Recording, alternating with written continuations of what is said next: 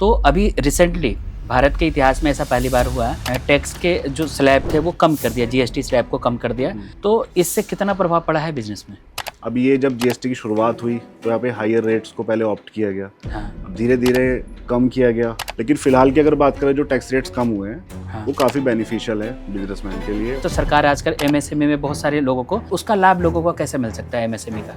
तो उसमें मैं कहता हूँ मैक्सिमम बिजनेसेस कवर हो जाते हैं। मुझे लगता है कि जैसे आपकी जो फर्म है टैक्स सहायता, ये क्या क्या सुविधाएं लोगों को प्रोवाइड करती है? इनकम टैक्स, जीएसटी और trademark, import export code, food licence, digital signatures हो गए, अकाउंटिंग, बुक कीपिंग और इसी से रिलेटेड आईएसओ हो गया।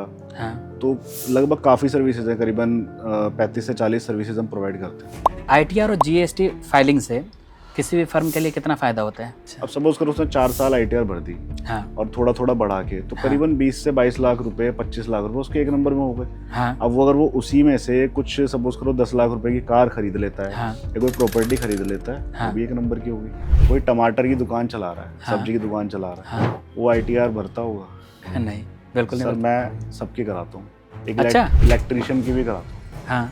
लेकिन उनको क्यों वो उस चीज़ की ज़रूरत पड़ रही है? उनको चाहिए बैंक से लोन। बैंक कहता है कि भाई मुझे इनकम टैक्स रिटर्न दे दो, एमएसएमई रजिस्ट्रेशन दे दो, जीएसटी रजिस्ट्रेशन दे दो। मैं आपको सपोज करो 4 लाख का या 5 लाख का लोन मैं आपको दे दूंगा। बैंक कहता है पैसा कमाना मोटिव नहीं है, मेरा मोटिव है लोगों को अवेयर करना, लोगों की हेल्प करना। नए लोग जो स्टार्टअप कर रहे हैं उनको भी टैक्स पे करना चाहिए? पहले 10 साल में ही आपको वो बेनिफिट अवेल करना पड़ेगा। 100 करोड़ के नीचे नीचे आपका टर्नओवर है। अच्छा। इसके बेसिस पे आप DPIIT का एक सर्टिफिकेट होता है, वो आप ले सकते हैं और आपको टैक्स हॉलीडे मिल जाएगा। आपको 3 साल के प्रॉफिट पे कोई भी टैक्स नहीं देना। ऐसा कुछ प्लान है कि अपने टैक्स सहायता को और कितने लार्ज पैमाने तक लेकर जाना है?